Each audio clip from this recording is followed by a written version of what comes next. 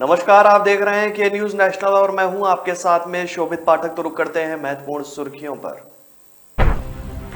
प्रधानमंत्री मोदी आज गुजरात में इन स्पेस मुख्यालय, मेडिकल कॉलेज और जल परियोजनाओं का करेंगे उद्घाटन। प्रदेश को देंगे 3050 करोड़ का तोहफा। रोडवेज बस और कार में टक्कर हुई, एक ही परिवार के 4 लोगों की मौत, 5 गंभीर रूप से घायल। ओवैसी की पार्टी का शिवसेना कांग्रेस गठबंधन प्रत्याशी को समर्थन, एआईएमआईएम के हैं 2 विधायक। 4 राज्यों की 16 सीटों पर मतदान, आज क्रॉस वोटिंग के आसार। हरियाणा कांग्रेस के विधायक चंडीगढ़ रवाना। और राष्ट्रपति आज वैष्णो देवी दरबार में लगाएंगे हाजिरी, कटरा से लेकर भवन तक की सुरक्षा बेहद कड़ी। गुजरात विधानसभा चुनाव से पहले प्रदेश में सियासी सरगर्मी बढ़ गई है और इसी कड़ी में प्रधानमंत्री नरेंद्र मोदी आज अपने गृह राज्य गुजरात के दौरे पर हैं। प्रधानमंत्री मोदी सुबह लगभग 10:15 पर नवसारी के गुजरात गौरव अभियान के दौरान कई प्रोजेक्ट का उन्होंने शिलान्यास और उद्घाटन किया। इसके बाद दोपहर करीब 12:15 पर वह नवसारी में नाइक हेल्थ केयर कॉम्प्लेक्स और निराली मल्टी स्पेशलिटी अस्पताल का उद्घाटन किया उन्होंने। और प्रधानमंत्री दोपहर लगभग 3:45 पर अहमदाबाद के भोपाल में भारतीय राष्ट्रीय अंतरिक्ष संवर्धन और प्राधिकरण केंद्र के मुख्यालय का उद्घाटन करेंगे। दौरे के दौरान प्रधानमंत्री मोदी गुजरात गौरव अभियान नाम के एक कार्यक्रम में हिस्सा लेंगे। कार्यक्रम के दौरान वह नवसारी के आदिवासी क्षेत्र खुदवेल में करीब 3050 करोड़ रुपए की विकास पहल का उद्घाटन और शिलान्यास करेंगे। इसमें 7 परियोजनाओं का उद्घाटन और 12 परियोजनाओं का शिलान्यास और 14 परियोजनाओं का भूमि पूजन शामिल है। इस परियोजनाओं से क्षेत्र में पानी की सप्लाई में सुधार के साथ साथ कनेक्टिविटी को बढ़ावा देने और जीवन यापन को आसान बनाने में मदद मिलेगी। इसके अलावा प्रधानमंत्री तापी, नवसारी और सूरत जिलों के निवासियों के लिए 961 करोड़ रुपए की 13 जलापूर्ति परियोजनाओं के लिए भूमि पूजन भी करेंगे। आपको बता दें कि वह नवसारी जिले में एक मेडिकल कॉलेज का भूमि पूजन करेंगे, जिसे लगभग 542 करोड़ रुपए की लागत से बनाया जाएगा, जो क्षेत्र के लोगों को सस्ती और गुणवत्तापूर्ण चिकित्सा देखभाल प्रदान करने में मदद करेगा। प्रधानमंत्री लगभग 586 करोड़ की लागत से निर्मित मधुबन बांध आधारित एस्ट्रोटोल क्षेत्रीय जल सप्लाई परियोजना का उद्घाटन भी करेंगे। साथ ही प्रधानमंत्री द्वारा 163 करोड़ रुपए की नल से जल परियोजना का उद्घाटन किया जाएगा। इन परियोजनाओं से सूरत, नवसारी, वलसाड़ और तापी जिलों के निवासियों को सुरक्षित और पर्याप्त पेयजल उपलब्ध होगा।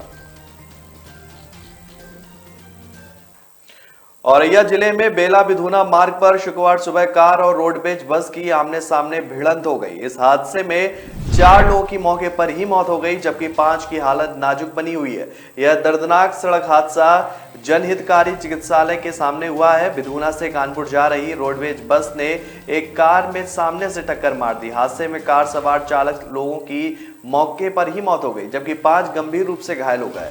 कार सवार कन्नौज से गंगा स्नान करके इटावा लौट रहे थे। सूचना पर मौके पर पहुंची पुलिस ने घायलों को अस्पताल भेजा है। मिली जानकारी के अनुसार इटावा जिले के उग्रपुरा लखना निवासी एक ही परिवार के 10 लोग कन्नौज से गंगा स्नान करके लौट रहे थे।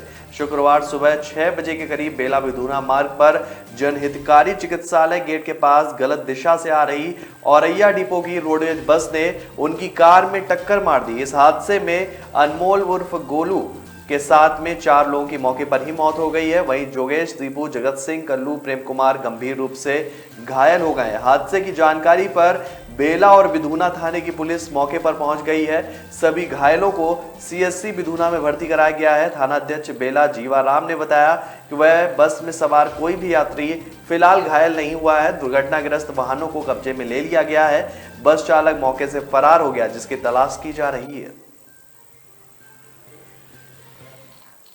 आज 4 राज्यों की 16 राज्यसभा सीटों के लिए चुनाव हो रहे हैं। महाराष्ट्र में पेचीदा अंकगणित के बीच एआईएमआई के उम्मीदवार जो हैं वो कांग्रेस गठबंधन सरकार को अपना समर्थन करेंगे। एआईएमआई की महाराष्ट्र इकाई के अध्यक्ष इम्तियाज जलील ने कहा है कि उनकी पार्टी राज्य में महाविकास अघाड़ी को वोट देगी। हमारे 2 विधायकों को कांग्रेस प्रत्याशी इमरान प्रतापगढ़ी को वोट देने के लिए कहा गया है। महाराष्ट्र में 6 सीटों पर चुनाव है। संख्या बल की दृष्टि से यहां भाजपा 1 सीट ही जीत सकती है। हालांकि महाविकास अघाड़ी में फूट की संभावना और बड़ी संख्या में निर्दलीय विधायक होने के कारण भाजपा ने यहां दूसरा उम्मीदवार खड़ा कर दिया है। दूसरी ओर एनसीपी और कांग्रेस ने एक तो शिवसेना ने 2 उम्मीदवार खड़े किए हैं। ऐसे में 6ठी सीट पर पेच फंस गया है। इस सीट पर निर्दलीय विधायकों का समर्थन हासिल करने वालों को ही सफलता मिलेगी। जलील महाराष्ट्र और औरंगाबाद से सांसद हैं। उन्होंने शुक्रवार सुबह राज्यसभा चुनाव के लिए वोटिंग शुरू होने से पहले पार्टी के फैसले का ऐलान किया। 288 सीटों वाली महाराष्ट्र विधानसभा में ओवैसी की पार्टी के 2 विधायक हैं। हमारी विचारधारा शिवसेना से अलग बनी रहेगी, जो अघाड़ी में कांग्रेस और एनसीपी के साथ गठबंधन है। उन्होंने असदुद्दीन ओवैसी का जिक्र करते हुए कहा कि हमारे 2 विधायक कांग्रेस उम्मीदवार इमरान प्रतापगढ़ी को वोट करेंगे। राज्यसभा चुनाव में शेष बची 4 राज्यों में महाराष्ट्र, कर्नाटक, हरियाणा और राजस्थान की 16 सीटों पर मतदान शुक्रवार को होगा। अतिरिक्त उम्मीदवारों के मैदान में उतरने से मुकाबला दिलचस्प हो गया है और इसमें से 4 सीटों पर क्रॉस वोटिंग व विधायकों की खरीद फरोख्त पर चर्चाओं का भी बाजार गर्म हो गया है। राज्यसभा के लिए 15 राज्यों की 57 सीटों में से 41 पर उम्मीदवार पहले ही निर्विरोध निर्वाचित हो गए। ताजा जानकारी के मुताबिक हरियाणा के कांग्रेस विधायक मतदान में भाग लेने के लिए आज सुबह दिल्ली से चंडीगढ़ रवाना हो गए। 4 राज्यों में भाजपा के अतिरिक्त उम्मीदवार उतारने और निर्दलीय उम्मीदवारों के मैदान में आने से मुकाबला दिलचस्प हो गया। क्रॉस वोटिंग और विधायकों की खरीद फरोख्त से बचने के लिए खासतौर पर कांग्रेस ने राजस्थान और हरियाणा के विधायकों को सुरक्षित स्थान पर रखा है। वहीं राजस्थान में निर्दलीय उम्मीदवार सुभाष चंद्रा के जरिए संख्या बल बढ़ाने में जुटी भाजपा ने भी अपने विधायकों को एकजुट रखने के लिए मजबूत तैयारी की है। हरियाणा कांग्रेस के विधायक राज्यसभा चुनाव के लिए शुक्रवार सुबह दिल्ली से चंडीगढ़ के लिए रवाना हुए। आज होने वाले मतदान के लिए इन सभी को गुरुवार को ही छत्तीसगढ़ के रायपुर स्थित एक रिजॉर्ट से दिल्ली लाया गया था। कांग्रेस सांसद दीपेंद्र सिंह हुड्डा ने इस मौके पर कहा कि हमें पूरा भरोसा है कि हमारे उम्मीदवार अजय माकन हमारी ताकत से ज्यादा वोट से जीतेंगे। हरियाणा में 2 सीटों पर चुनाव है। संख्या बल के हिसाब से जो है भाजपा और कांग्रेस के हाथ एक सीट आनी है। हालांकि भाजपा ने यहां निर्दलीय उम्मीदवार कार्तिकेय शर्मा को मैदान में उतारकर मुकाबले को रोचक बना दिया है। राज्य में 1 सीट जीतने के लिए 31 विधायकों की जरूरत है। कांग्रेस के पास इतने ही विधायक हैं। राष्ट्रपति रामनाथ कोविंद आज माता वैष्णो देवी के दर्शन के लिए कटरा पहुंच चुके हैं। उनकी सुरक्षा को ध्यान में रखकर प्रशासन ने व्यवस्था कड़ी कर दी है। शुक्रवार सुबह 8 बजे राष्ट्रपति जम्मू से कटरा के लिए रवाना हुए। दर्शन करने के बाद वह हेलीकॉप्टर से वापस जम्मू जाएंगे। वीरवार को राष्ट्रपति जम्मू पहुंचे। यहां उन्होंने IIM में आयोजित दीक्षांत समारोह में हिस्सा लिया और छात्रों को डिग्रियां बांटी। रात को जम्मू में ही विश्राम करने के उपरांत राष्ट्रपति निजी हेलीकॉप्टर से शुक्रवार सुबह कटरा पहुंचे। उनका हेलीकॉप्टर पज्जी हेलीपैड पर उतारा गया। इसके बाद बैटरी कार में सवार होकर वो भवन की ओर प्रस्थान उन्होंने किया। राष्ट्रपति के आगमन पर भवन मार्ग सहित पूरे कटरा में सुरक्षा के कड़े इंतजाम किए गए। प्रशासन ने अपनी तरफ से तैयारियां पूरी कर ली हैं। जब राष्ट्रपति माता के दर्शन करने के लिए भवन जाएंगे तो उस दौरान कुछ समय के लिए यात्रा बंद रहेगी। आम यात्रियों को भवन में जाने की अनुमति नहीं दी जाएगी। देश के सुख शांति की कामना कर जब राष्ट्रपति लौट जाएंगे तब यात्रा फिर से शुरू हो जाएगी। तो ब्रेक पर जाने से पहले रुक करते हैं महत्वपूर्ण सुर्खियों पर। प्रधानमंत्री मोदी आज गुजरात में इन स्पेस मुख्यालय, मेडिकल कॉलेज और जल परियोजनाओं का करेंगे उद्घाटन। प्रदेश को देंगे 3050 करोड़ का तोहफा। रोडवेज बस और कार में टक्कर हुई, एक ही परिवार के 4 लोगों की मौत, 5 गंभीर रूप से घायल। ओवैसी की पार्टी का शिवसेना कांग्रेस गठबंधन प्रत्याशी को समर्थन। AIMIM के हैं 2 विधायक। 4 राज्यों की 16 सीटों पर मतदान, आज क्रॉस वोटिंग के आसार। हरियाणा कांग्रेस के विधायक चंडीगढ़ रवाना। और राष्ट्रपति आज वैष्णो देवी दरबार में लगाएंगे हाजिरी। कटरा से लेकर भवन तक की सुरक्षा बेहद कड़ी। लोग मुझे कभी बहुत अच्छा समझते हैं, कभी बहुत बुरा। भगवान जैसे है हमारे लिए। एनी टेस्ट जरूरी है क्या? जान बचाई है मेरे बेटे की। ठीक से देखा ही नहीं, सिर्फ 2 मिनट। लोगों की बातों का असर मैं अपने काम पे नहीं पड़ने देता। मैं जो करता हूं वो अपने पेशेंस के लिए करता हूं। अगर मेरे पास सिर्फ 2 मिनट है तो शायद इसलिए क्योंकि कोई और क्रिटिकल है। अगर मैं 1 से ज्यादा टेस्ट करवा रहा हूं वो इसलिए क्योंकि मेरे ट्रीटमेंट में डाउट की जगह नहीं। अगर मैं स्ट्रिक्ट या इनसेंसिटिव हूं वो इसलिए क्योंकि आपकी हेल्थ सबसे इंपॉर्टेंट है। तो लोग मुझे चाहे अच्छा समझे या बुरा, मैं उनसे कहता हूं थैंक यू, क्योंकि वो मुझे रोकते नहीं बल्कि याद दिलाते हैं कि मुझे मेरे पेशेंट्स के लिए क्या करना है।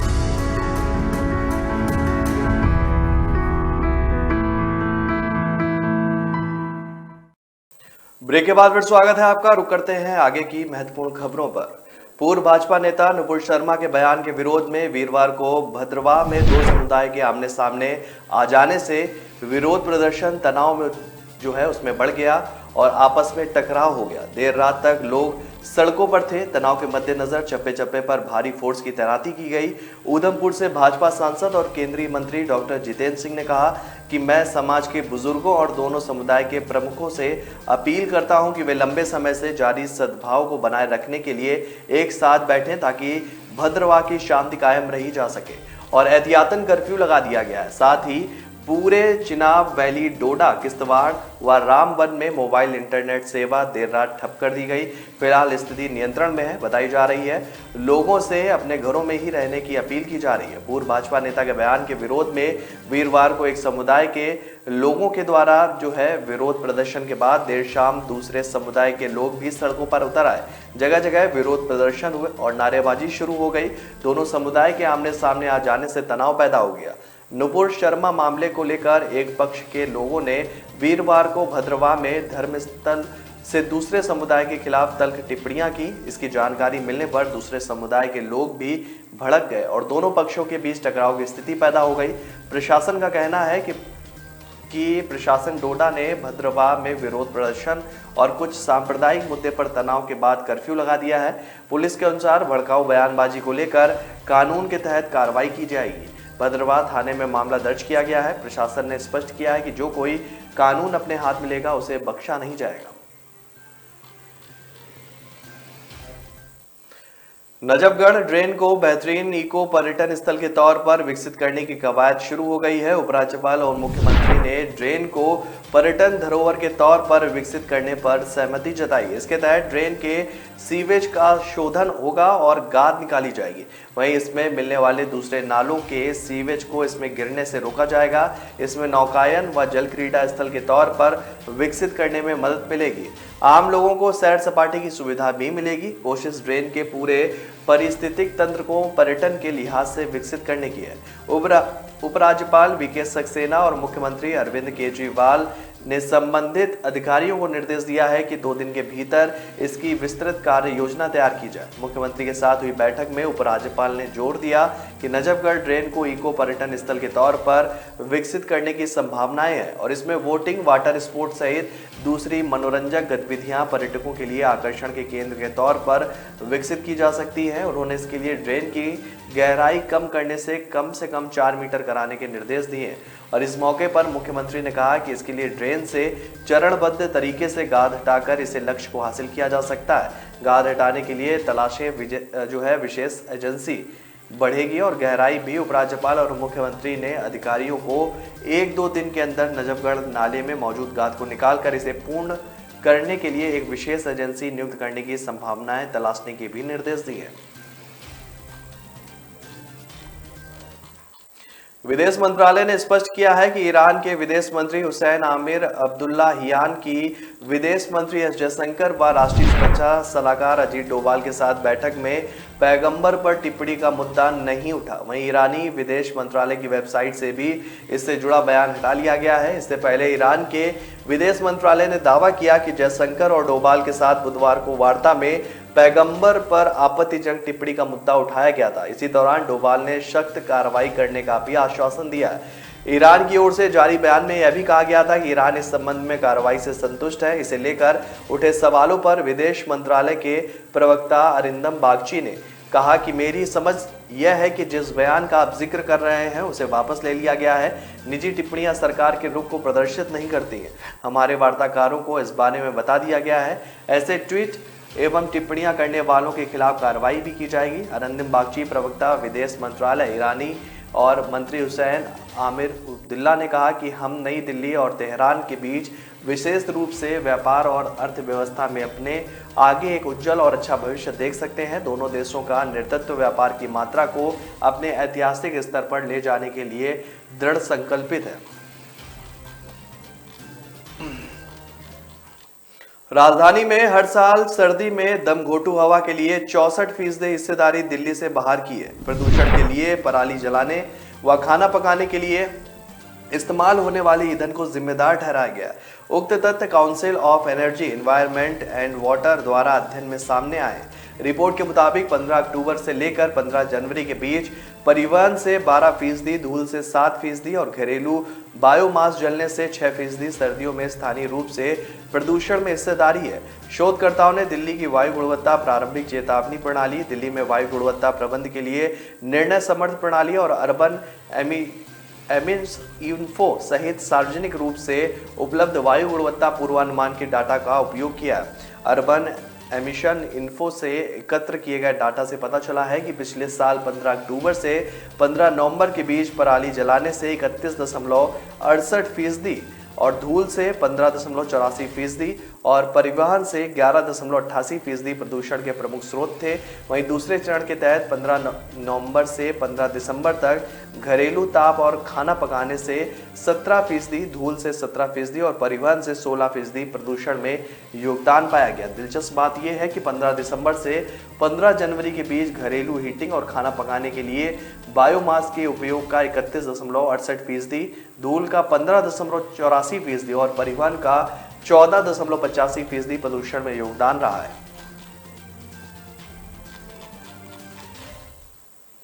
हैदराबाद शहर बीते कुछ दिनों से 5 दुष्कर्म देख चुका है। एक ही हफ्ते में 3 नाबालिगों से दुष्कर्म की घटना हुई है। क्या केसीआर अब भी अपने गृह मंत्री महमूद अली का इस्तीफा नहीं लेगी, जो इन घटनाओं की जिम्मेदारी लेने के बजाय इन्हें मॉडर्न जमाने का परिणाम बताते हैं? भाजपा प्रवक्ता शहजाद पूनावाला ने प्रदेश की टीआरएस सरकार पर हमला करते हुए यह पूछा कि महमूद अली के 25 साल के पोते फुरकान अहमद पर भी एक नाबालिग से दुष्कर्म का आरोप लगाया। हालांकि गृह मंत्री और उनके अधीन रहने वाली पुलिस की पश्चिमी जोन डीसीपी जोएल डेविस ने आरोप को निराधार बताया। इस पर पूनावाला ने सीएम के चंद्रशेखर राव से पूछा है क्या उनकी पार्टी टीआरएस अपने गृह मंत्री के बयान से सहमत है। उन्होंने आरोप लगाया है कि पुलिस वीवीआईपी बेटा बचाओ अभियान में लगी है। गृह मंत्री इन घटनाओं की जिम्मेदारी लेने को तैयार नहीं है, इन्हें एडवांस जमाने की वजह से हो रही गलतियां बता रहे हैं। हाई कोर्ट ने कहा है कि आरोपी ने जमानत की शर्तों पर होते हुए भी मुख्यमंत्री पर अपमानजनक टिप्पणी की है। यह बेल का उल्लंघन है, उसे राहत नहीं दी जा सकती। जांच एजेंसियां जरूरी कार्रवाई करें।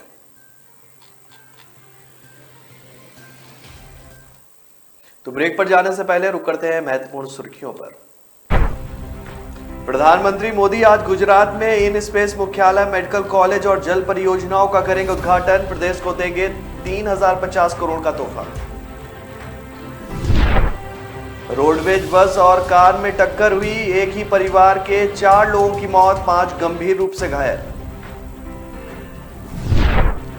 ओवैसी की पार्टी का शिवसेना कांग्रेस गठबंधन प्रत्याशी को समर्थन, एआईएमआईएम के हैं 2 विधायक। 4 राज्यों की 16 सीटों पर मतदान, आज क्रॉस वोटिंग के आसार। हरियाणा कांग्रेस के विधायक चंडीगढ़ रवाना।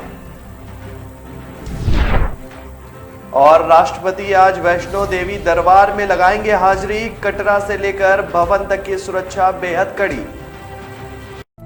लोग मुझे कभी बहुत अच्छा समझते हैं, कभी बहुत बुरा। इनसेंसिटिव। भगवान जैसे है हमारे लिए। एनी टेस्ट जरूरी है क्या? जान बचाई है मेरे बेटे की। ठीक से देखा ही नहीं, सिर्फ 2 मिनट। लोगों की बातों का असर मैं अपने काम पे नहीं पड़ने देता। मैं जो करता हूं वो अपने पेशेंस के लिए करता हूं। अगर मेरे पास सिर्फ 2 मिनट है तो शायद इसलिए क्योंकि कोई और क्रिटिकल है। अगर मैं 1 से ज्यादा टेस्ट करवा रहा हूं वो इसलिए क्योंकि मेरे ट्रीटमेंट में डाउट की जगह नहीं।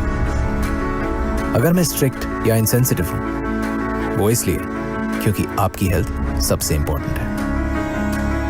तो लोग मुझे चाहे अच्छा समझे या बुरा, मैं उनसे कहता हूं थैंक यू, क्योंकि वो मुझे रोकते नहीं बल्कि याद दिलाते हैं कि मुझे मेरे पेशेंट्स के लिए क्या करना है।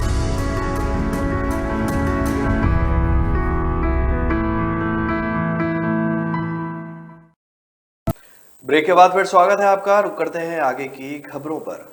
महाराष्ट्र में राज्यसभा की 6 सीटों के बाद विधान परिषद की 10 सीटों के लिए होने वाले चुनाव में भी विपक्षी दल भाजपा ने महाविकास अघाड़ी की टेंशन बढ़ा दी है। विधान परिषद के लिए भाजपा ने 5 और सत्ताधारी गठबंधन एमवीए सरकार के प्रमुख घटक दल कांग्रेस ने 2 उम्मीदवार मैदान में उतारे हैं। इससे एमवीए और भाजपा के बीच टकराव तय है। महाराष्ट्र में विधान परिषद की 10 सीटों के लिए 20 जून को चुनाव होने हैं। 9 जून नामांकन दाखिल करने और 13 जून को नामांकन वापसी की अंतिम तारीख है। भाजपा ने वर्तमान में विधान परिषद में विपक्ष के नेता प्रवीण दरेकर को एक बार फिर से मौका दिया है। साथ ही प्रदेश भाजपा महिला मोर्चा की अध्यक्ष उमा खापरे, पूर्व मंत्री राम शिंदे, पूर्व मुख्यमंत्री देवेंद्र फडणवीस के ओएसडी रहे श्रीकांत भारती और प्रसाद लाट सहित सदाभाऊ खोत को भी उम्मीदवार घोषित किया गया है। वहीं कांग्रेस ने मुंबई कांग्रेस अध्यक्ष अशोक जगताप, पूर्व मंत्री दलित नेता चंद्रकांत हडोरे और को मैदान में उतारा है। कुल 288 सदस्यीय विधानसभा में भाजपा के पास 106 और निर्दलीय विधायकों सहित 112 की संख्या है, जबकि एमवीए के पास 169 विधायक हैं। विधान परिषद में एक सदस्य की जीत के लिए 28 वोट की जरूरत है। विधानसभा में शिवसेना के 55, एनसीपी के 54 सदस्य हैं। संख्या बल के हिसाब से शिवसेना और एनसीपी के 2 उम्मीदवार आसानी से विधान परिषद चुनाव भी जीत सकते हैं।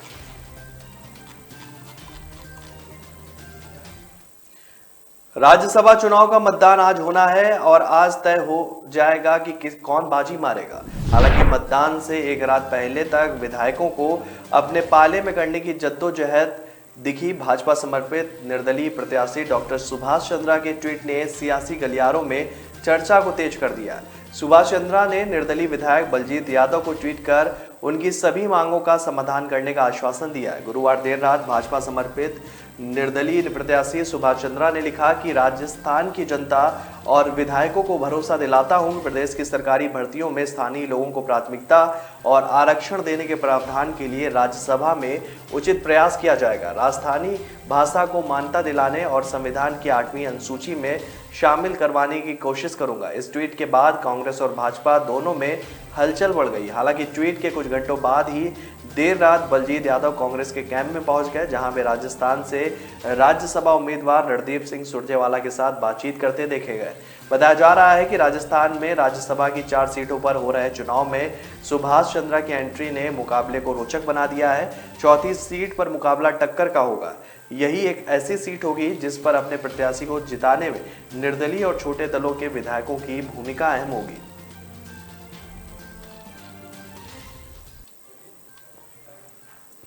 छत्तीसगढ़ सरकार ने सरगुजा संभाग के हसदेव अरंड वन क्षेत्र में राजस्थान राज्य विद्युत उत्पादन निगम लिमिटेड को आवंटित 3 आगामी कोयला खदान परियोजनाओं के संबंध में कार्यवाही रोक दी है।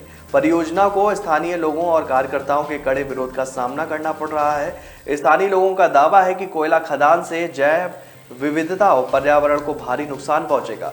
पारिस्थितिक रूप से संवेदनशील हसदेव अरंड वन क्षेत्र में खनन न केवल आदिवासियों को विस्थापित करेगा, साथ ही क्षेत्र में मानव हाथी संघर्ष भी बढ़ेगा। छत्तीसगढ़ के स्वास्थ्य मंत्री टीएस सिंहदेव ने कोयला खदान परियोजनाओं का विरोध कर रहे स्थानीय ग्रामीणों के समर्थन में सोमवार को सरगुजा जिले के हंसदेव अरण्य क्षेत्र के गांव का दौरा किया था।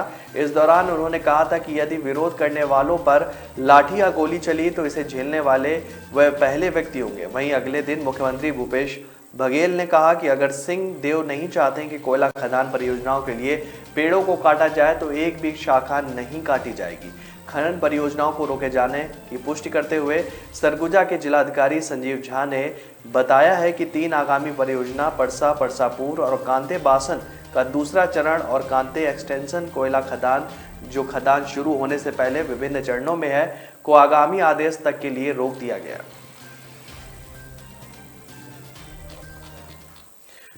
मध्य प्रदेश में नगरीय निकाय चुनाव के टिकट की मांग को लेकर कार्यकर्ताओं में नाराजगी सामने आने लगी है। गुरुवार रात को प्रदेश कांग्रेस अध्यक्ष कमलनाथ के बंगले के बाहर मजदूर कांग्रेस यूनियन इंटक की प्रदेश अध्यक्ष शांति कुशवाहा ने टिकट न मिलने पर धरना दिया। मध्य प्रदेश कांग्रेस ने देर रात 16 से 15 महापौर के नाम की घोषणा कर दी है। रतलाम में नाम होल्ड कर दिया गया है। इससे पहले ग्वालियर में टिकट मांगने को लेकर मजदूर कांग्रेस यूनियन इंटक की प्रदेश अध्यक्ष शांति कुशवाहा टिकट मांग को लेकर कमलनाथ के बंगले के बाहर धरने पर बैठ गई। हालांकि पुलिस के अधिकारियों ने उनको समझाकर हटा दिया। शांति कुशवाहा ने कहा कि कई वर्षों से कांग्रेस पार्टी में मैं जमीनी स्तर से कार्य कर रही हूँ, उसके बावजूद मुझे पार्टी से टिकट नहीं दिया जा रहा, जिसके चलते आज मुझे मजबूरन यह कदम उठाना पड़ रहा है। कुशवाहा ने कहा कि पार्टी के नेताओं की तरफ से पहले मुझे आश्वासन दिया जा रहा था, लेकिन बाद में दूसरे का नाम शोभा सिकरवार को टिकट दे दिया गया। मौसम विभाग के मुताबिक राजधानी दून में अधिकतम तापमान लगातार 7वें दिन भी 40 डिग्री को पार कर गया। मौसम विज्ञान केंद्र के निदेशक एवं वरिष्ठ मौसम विज्ञानी विक्रम सिंह का कहना है कि हीट वेव का असर फिलहाल कुछ दिनों तक जारी रहेगा। 15 जून के बाद ही गर्मी से राहत मिलने की उम्मीद है। हरिद्वार में सूरज आग उगल रहा है। गर्मी से हर कोई बेहाल है। ऐसे में डायरिया के मरीजों की संख्या भी अचानक बढ़ गई है। बच्चों से लेकर बुजुर्ग तक डायरिया की चपेट में है। जिला अस्पताल की ओपीडी में हर दिन उल्टी, दस्त और वायरल के फीवर के 150 मरीज पहुंच रहे हैं। एक बाल रोग विशेषज्ञ के छुट्टी पर होने से सारा भार एक डॉक्टर पर है। धर्मनगरी का अधिकतम तापमान 40 डिग्री और न्यूनतम तापमान 26.6 डिग्री रहा।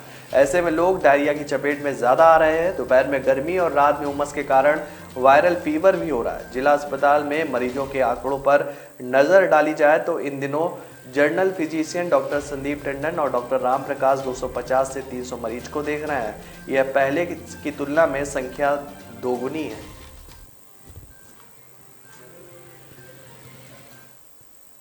तो फिलहाल इस बुलेटिन में मेरे साथ इतना ही। आगे की खबरों के लिए बने रहिए के न्यूज नेशनल के साथ। तब तक के लिए नमस्कार। प्रधानमंत्री मोदी आज गुजरात में इन स्पेस मुख्यालय, मेडिकल कॉलेज और जल परियोजनाओं का करेंगे उद्घाटन। प्रदेश को देंगे 3050 करोड़ का तोहफा। रोडवेज बस और कार में टक्कर हुई, एक ही परिवार के 4 लोगों की मौत, 5 गंभीर रूप से घायल।